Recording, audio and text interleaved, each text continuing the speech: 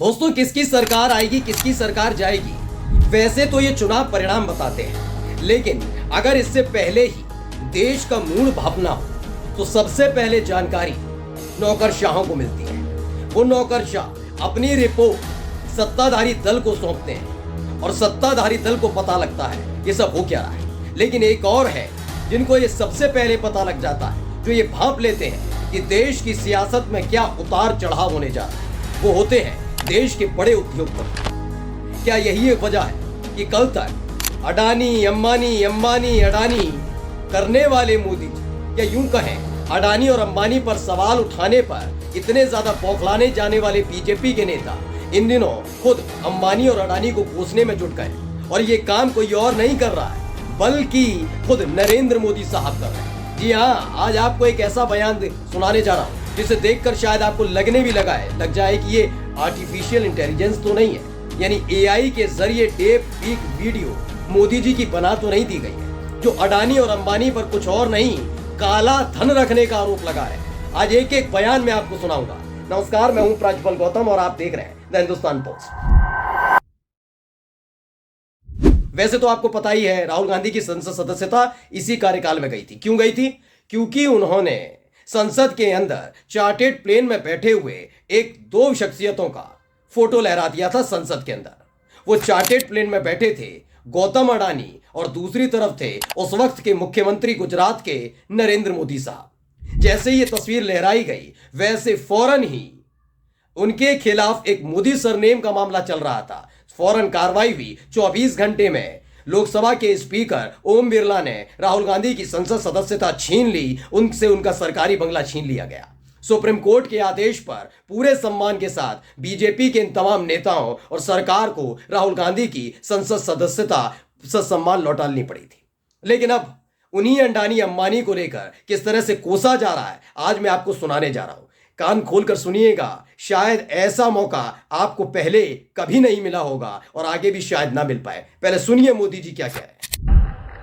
मैं आज तेलंगाना की धरती से पूछना चाहता हूं,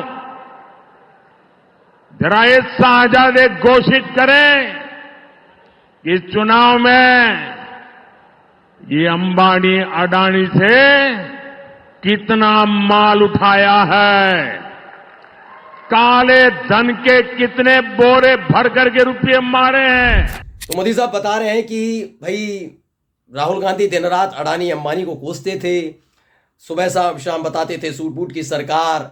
अब सवाल यह है भाई कि क्या वाकई राहुल गांधी का कोई टाई अप हो गया है अडानी और अंबानी के साथ, जिसकी वजह से वो अडानी और अंबानी का नाम नहीं लेते हैं। ये मोदी जी पूछ रहे हैं। यही नहीं, उन्होंने तो ये भी कह दिया कि क्या काला धन बोरा भर भर कर राहुल गांधी और कांग्रेस पार्टी को मिला है। यानी ये साफ हो गया कि भारतीय जनता पार्टी को और मोदी जी को काला धन अडानी और अंबानी से मिल चुका है। तभी तो उन्होंने ये आरोप लगाया, क्योंकि पहले कभी अडानी के बारे में खुलकर मोदी जी ने इतना स्पष्ट नहीं बोला था जितना इस बार बोला है।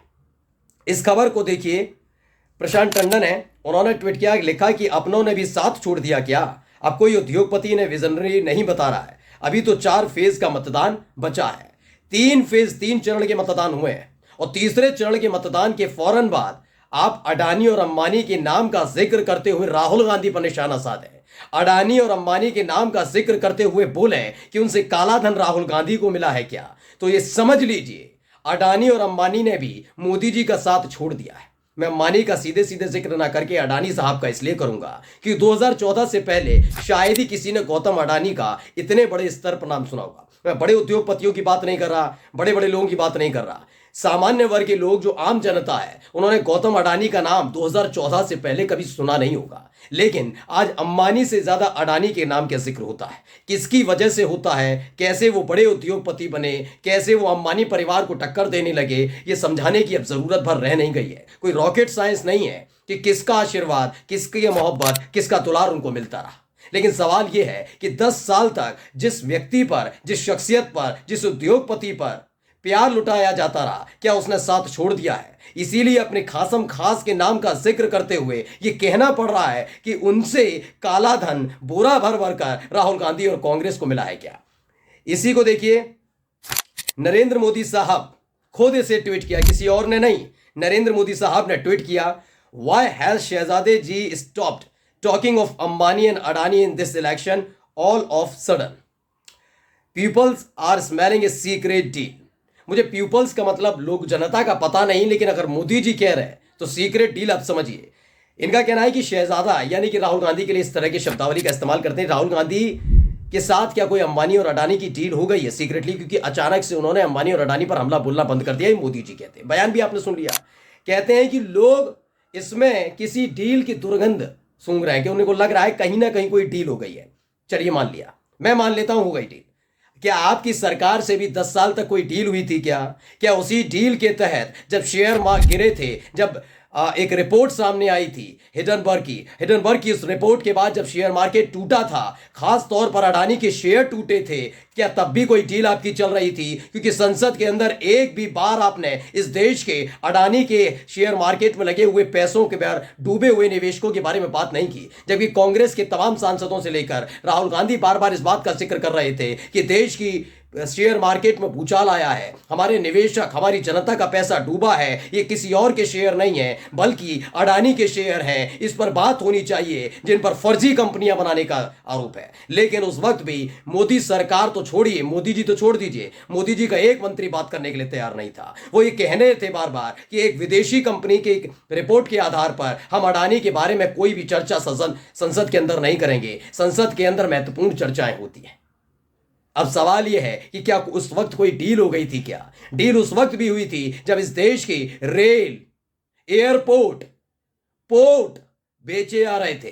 क्या तब भी कोई अडानी के साथ डील हुई थी? क्या ये तमाम डील अब आपको बतानी होंगी।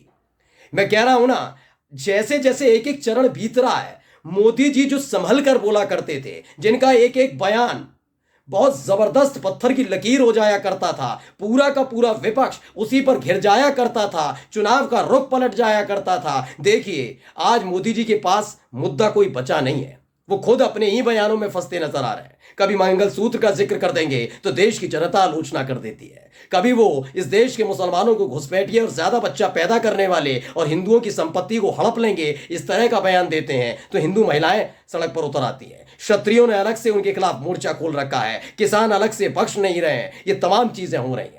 तो आना पड़ा है पाकिस्तान पर, लोग समझ गए इनके पास हिंदू, मुसलमान और पाकिस्तान के अलावा कुछ नहीं है। लेकिन जो बात किसी ने सोची नहीं थी, यानी तीसरे चरण के बाद अपने ही खासमखास अंबानी और अडानी को कोसना पड़ रहा है।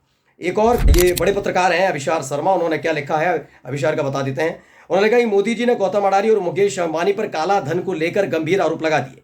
कितना काला धन अडानी अंबानी से कांग्रेस को मिले, वो भी बोरी भर भर के। ये क्या हो रहा है? ये अपने आप में दोस्तों सोचने वाली बात है। मैं कभी सोच ही नहीं सकता था कि मोदी जी इस तरह के बयान देंगे। हो सकता है कुछ लोग कहें कि डीप फेक हो सकती है ये वीडियो, लेकिन ये बौखलाहट है, डीप फेक नहीं है, ये रियल वीडियो है। मोदी जी ने ही बयान दिया है, लेकिन चरण का असर है। तीसरे चरण ने बता दिया है कि चुनाव आधे से ज्यादा निपट चुका है और निपटने जा रही है बीजेपी। नमस्कार।